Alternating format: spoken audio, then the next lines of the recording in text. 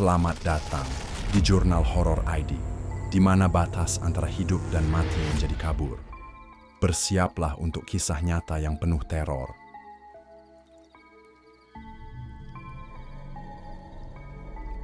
Kisah ini berdasarkan kejadian nyata yang hingga kini masih menyisakan misteri di desa itu. Malam itu sunyi, terlalu sunyi untuk ukuran desa kecil di pinggiran Jawa Timur. Tak ada anjing menggonggong, tak ada jangkrik bersuara. Yang terdengar hanyalah suara hujan yang membasahi tanah dan tangis lirih dari balik sebuah pohon beringin tua. Suara itu berasal dari seorang gadis yang seharusnya sudah lama mati.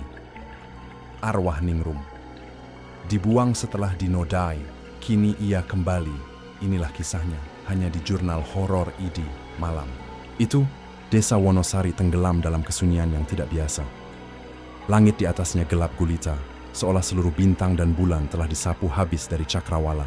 Pekat malam menutupi setiap jengkal tanah. Dan hanya cahaya samar dari lampu minyak tua di teras rumah-rumah warga yang masih berkedip, berjuang melawan kegelapan. Angin turun perlahan dari bukit, dingin, basah, dan membawa serta aroma tanah. Lembab yang bercampur dengan bau kayu lapuk dan bunga kenanga. Bau yang aneh, seperti pertanda bahwa sesuatu yang lama terkubur sedang bangkit. Kabut tipis mulai merambat dari sela-sela pohon bambu, menyelimuti jalan setapak dan memeluk bangunan-bangunan tua yang sudah mulai retak dimakan waktu. Daun-daun kering beterbangan pelan, digerakkan angin seperti tangan-tangan. Tak kasat mata, di kejauhan suara gonggongan anjing menggema, parau dan terputus-putus. Bukan karena menggonggong musuh, tapi lebih seperti rasa takut. Sesekali terdengar lolongan panjang, nyaring, memilukan, seolah mereka bisa mencium sesuatu yang manusia tak mampu rasakan. Bahkan burung malam pun bungkam, seolah seluruh alam. Tahu, malam Swanim bukan malam biasa. Ada sesuatu yang kembali, sesuatu yang pernah dilupakan, tapi tak pernah benar-benar pergi. Dan di tengah pekatnya malam, di antara kabut yang menggantung, sebuah nama kembali terdengar dalam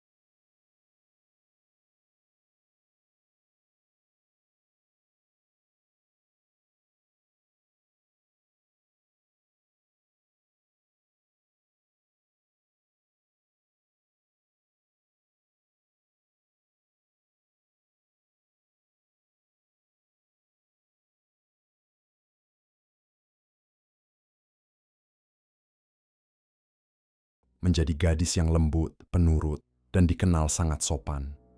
Sehari-hari, Ningrum membantu neneknya di ladang. Tangannya yang kecil terbiasa mencabut rumput, mengangkat ember air dari sumur, atau menjemur gabah di depan rumah.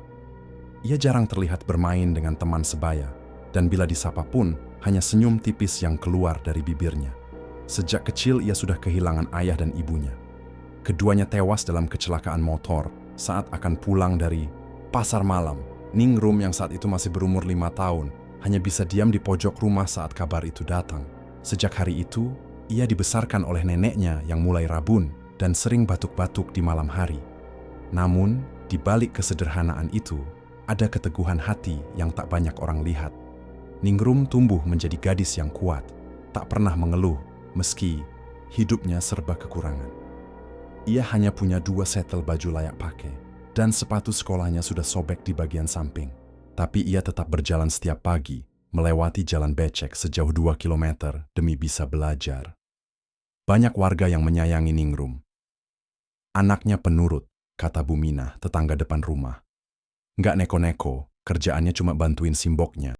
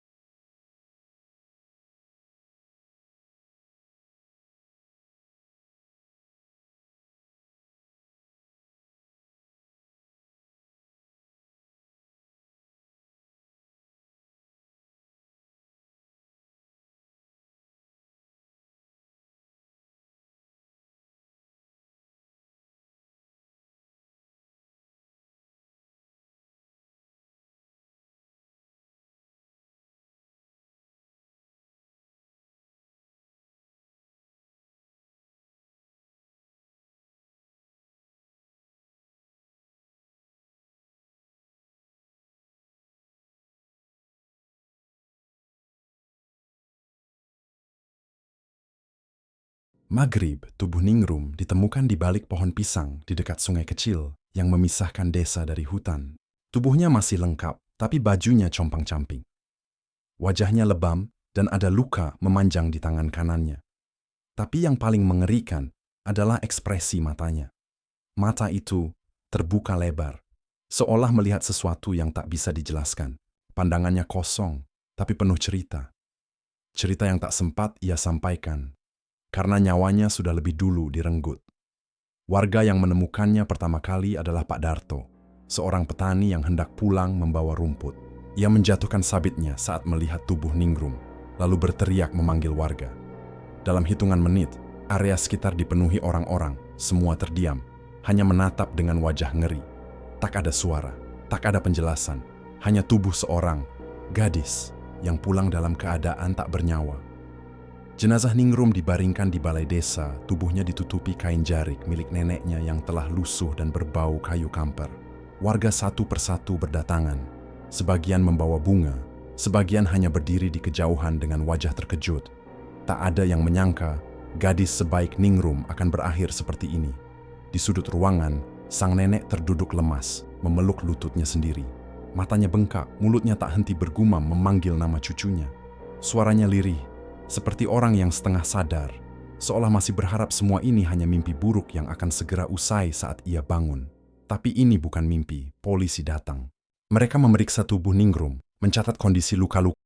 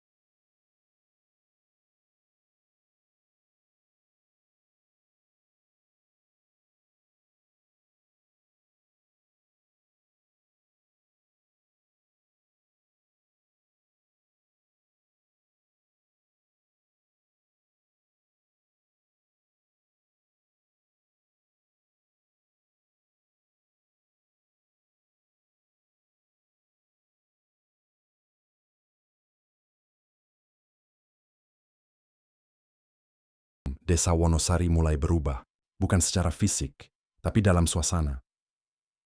Jalanan yang biasanya dipenuhi suara sapa warga kini sunyi. Orang-orang menutup pintu lebih awal. Anak-anak dilarang keluar rumah setelah maghrib. Bahkan suara burung malam pun terasa lebih berat, seolah takut untuk bersuara. Ada bisikan yang mulai menyebar pelan-pelan, bahwa arwah Ningrum belum benar-benar pergi. Beberapa warga mengaku mendengar tangisan perempuan dari arah sungai saat malam tiba. Tangisan lirih, menyayat, seperti suara seseorang yang menanggung duka tak berujung.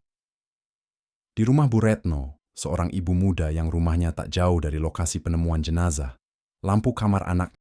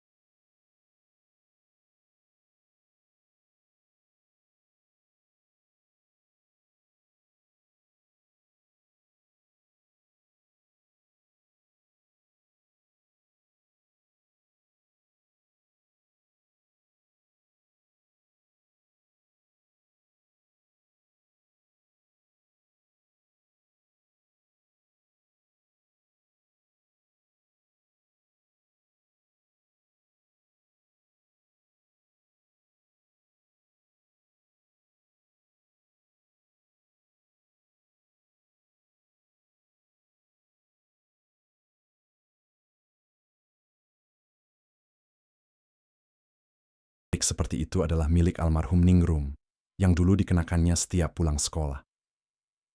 Dan anehnya, kain itu masih lembab, seolah baru diangkat dari air. Padahal tidak ada hujan. Tidak ada sungai di dekat rumah mereka. Pak Lurah pun dipanggil. Ia orang tua yang bijak. Meski di balik tatapan tenangnya, ia menyimpan rasa takut. Malam itu ia mengumpulkan para tetua desa di pendapa, membakar kemenyan, dan membaca doa-doa dengan suara lirih. Mereka sepakat, arwah Ningrum belum tenang. Tapi, lebih dari itu, arwah itu tidak hanya bergentayangan. Ia mengirimkan pesan yang hanya bisa dibaca oleh mereka yang punya dosa. Dan malam itu, angin terasa lebih dingin dari biasanya, lebih tajam. Seolah setiap hembusannya membawa bisikan dari dunia yang tak kasat mata. Sejak kejadian kain jarik basah itu, Reza tidak bisa tidur. Setiap malam, ia mendengar suara langkah kaki dari atap rumahnya. Langkah itu pelan, namun berat, seperti seseorang yang menyeret kakinya dengan luka. Ibunya mengira itu tikus, tapi Reza tahu, suara itu tidak berasal dari binatang. Suatu malam, saat seisi rumah terlelap, Reza membuka mata dan melihat sesuatu berdiri di pojok kamarnya. Sosok perempuan berambut panjang, basah kuyup, dengan mata membelalak merah, memandangi Reza tanpa berkata apa-apa. Ia tak bisa bergerak. Tubuhnya kaku, seperti ditindih beban berat. Hanya matanya yang bisa menangis. Dalam diam, ia tahu siapa sosok itu. Ningrum, tapi bukan Ningrum yang dulu tersenyum padanya di sekolah. Ini adalah sosok yang penuh luka, penuh dendam, dan penuh kesedihan. Sosok yang menatapnya seolah bertanya, "Mengapa kau biarkan mereka lakukan itu padaku?" Esok paginya, Reza ditemukan gemetar di bawah meja belajar. Ia tak bisa bicara, mulutnya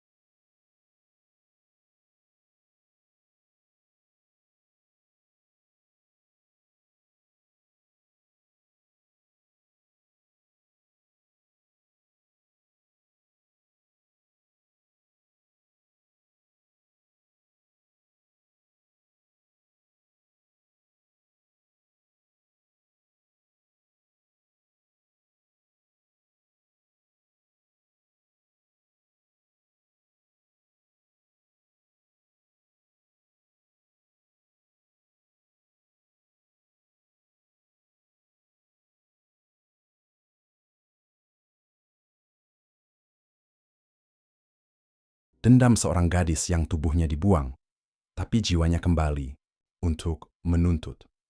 Seorang warga tua yang dikenal sebagai Mbah Karyo akhirnya angkat bicara. Ia adalah orang yang dulu sering melihat Ningrum lewat di depan rumahnya setiap pagi. Dengan mata berkaca-kaca, ia mengungkapkan sesuatu yang menggetarkan hati. Aku tahu Ningrum anak baik. Dia sering bantu ibunya menjual jajanan pasar, tapi beberapa bulan sebelum dia hilang, aku lihat dia sering duduk sendiri di belakang musala, menangis. Kadang ada bekas lebam di tangannya, tapi dia selalu bilang jatuh. Penuturan itu membuat warga semakin resah. Perlahan, mulai terdengar pengakuan dari teman-teman sekolahnya.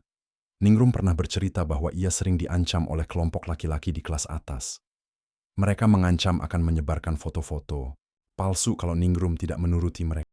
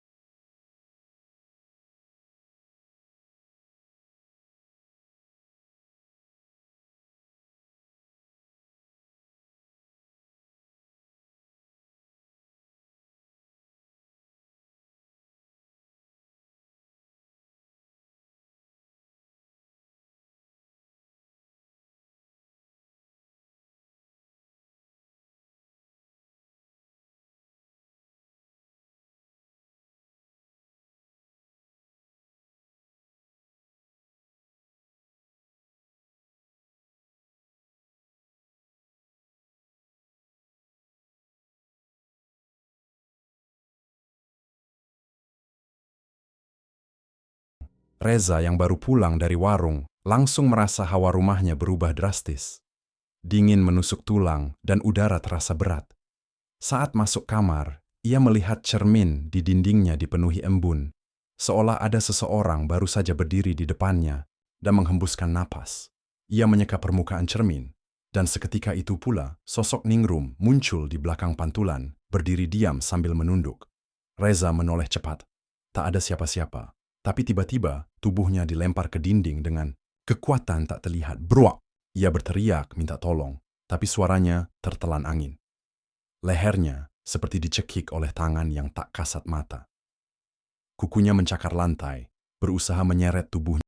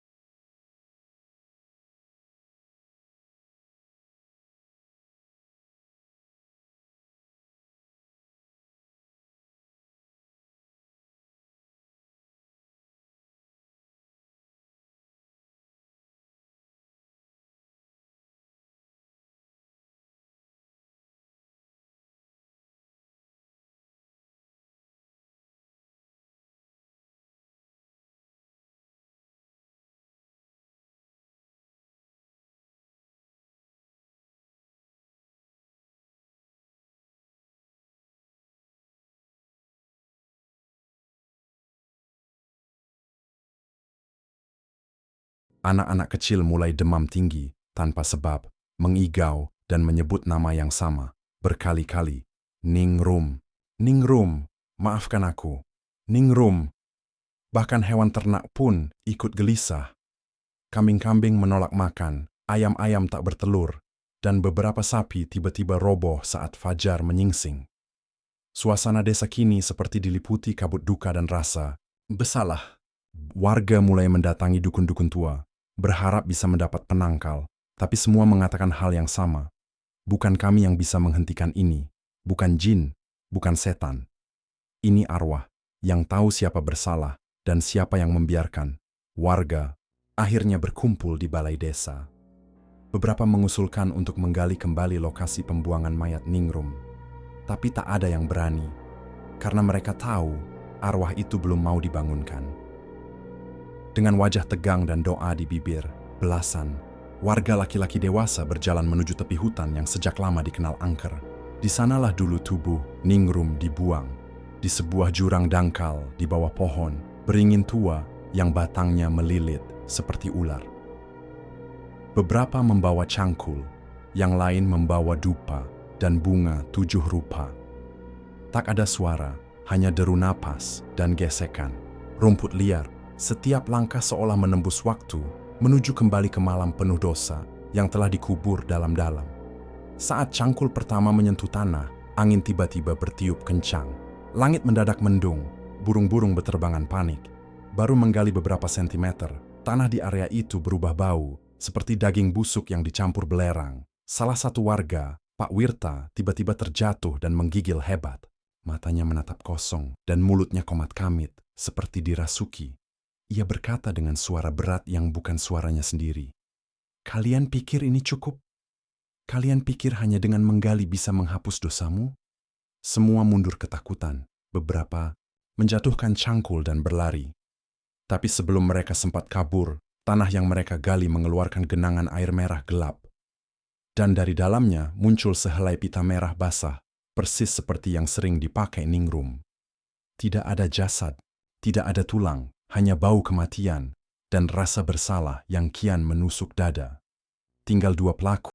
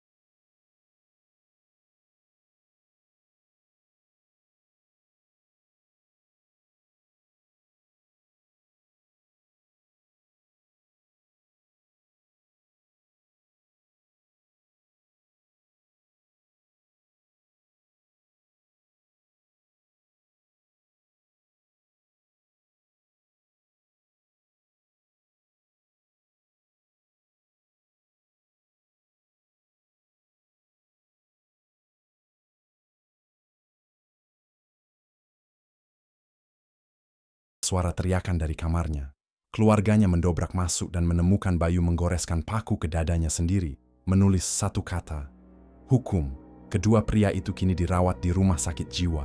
Tapi yang mengejutkan, setiap malam, perawat dan pasien lain mengaku mendengar suara perempuan bernyanyi lagu anak-anak dari dalam kamar mereka. Lagu yang tak pernah mereka ajarkan. Lagu yang pernah disenandungkan Ningrum sebelum hidupnya, direnggut. Desa Wonosari kini berubah menjadi desa sunyi yang menakutkan. Setiap rumah menutup pintunya lebih awal. Tak ada lagi anak-anak bermain di sore hari. Semua seperti dihantui rasa takut yang tak bisa mereka jelaskan, tapi bisa mereka rasakan. Beberapa warga mulai pindah keluar desa, mengatakan bahwa mereka tak sanggup lagi tinggal di tempat yang terasa dingin, bahkan saat siang bolong, pohon beringin. Tempat Ningrum dibuang kini dikelilingi garis kain kuning dan dupa yang selalu menyala. Tapi siapapun yang berani mendekat, pasti jatuh sakit, kesurupan, atau bahkan tidak kembali. Para sesepuh desa berkumpul dan melakukan ritual tolak bala. Mereka membaca doa-doa, menyembelih ayam hitam, dan menabur bunga 7 rupa di setiap sudut desa. Tapi tidak ada yang berubah. Suara-suara aneh tetap terdengar setiap malam. Tangisan, tawa kecil perempuan, langkah kaki yang tak terlihat, semuanya seakan berbaur menjadi satu. Warga mulai menyebut kutukan ini dengan nama baru, kutukan Ningrum. Sebuah pembalasan yang tak hanya menyasar pelaku, tapi juga semua yang pernah melihat dan diam. Semua yang pernah tahu, tapi memilih bungkam. Mereka sadar, ini bukan soal arwah yang belum tenang, tapi tentang keadilan yang belum ditegakkan. Dan sebelum ada yang berani bersuara, arwah Ningrum akan terus ada.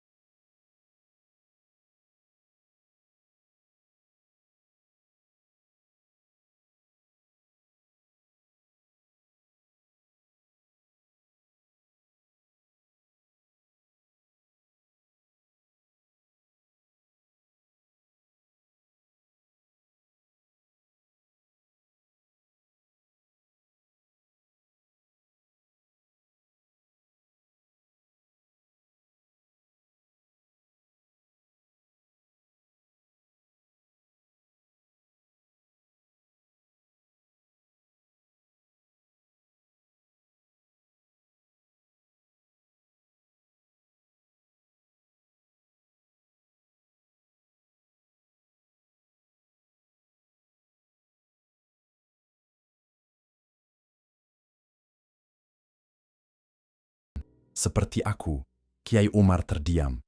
Tubuhnya limbung, lalu jatuh ke belakang. Ia pingsan, dan dari hidungnya mengalir darah tipis. Seisi desa panik. Tapi yang membuat mereka lebih takut adalah satu kalimat terakhir yang ia ucapkan sebelum tak sadarkan diri. Bukan dengan suara Ningrum, tapi suaranya sendiri, pelan dan parau. Kutukan, ini belum berakhir, sampai ibu kandungnya sendiri mengaku. Beberapa hari setelah ritual Kiai Umar, warga mulai bergunjing tentang satu nama yang sejak awal enggan tampil di depan umum. Seorang perempuan tua, pendiam, jarang keluar rumah, ibu kandung Ningrum sendiri. Dulu ia disebut sebagai sosok yang sangat keras. Banyak yang percaya dialah yang memaksa Ningrum bekerja di kota, menutup mata atas apa yang menimpa anak gadisnya, dan menolak mendengar keluhannya. Hingga malam itu, terdengar suara teriakan dari rumahnya. Warga berlari ke sana dan mendapati ibu Ningrum duduk bersimpuh di sudut rumah, tubuhnya gemetar, matanya kosong. Di hadapannya, sebuah boneka kecil tergeletak dengan pita merah di lehernya. Ia hanya berkata berulang-ulang, aku salah, maafkan ibu, Ningrum." Sejak malam itu, tak ada lagi teror. Desa perlahan kembali tenang. Tapi satu, hal tetap berubah. Tidak ada yang pernah memotong rumput di sekitar pohon beringin itu. Tidak ada yang berani membangun rumah baru. Ningrum mungkin telah tenang, tapi luka yang ia tinggalkan akan selamanya menjadi bayangan kelam di tanah itu. Sebuah pengingat bahwa ketika suara kebenaran dibungkam, maka arwah akan berteriak lebih nyaring dari siapapun. Dan ketika dendam menyatu dengan penderitaan, bahkan tanah pun menolak untuk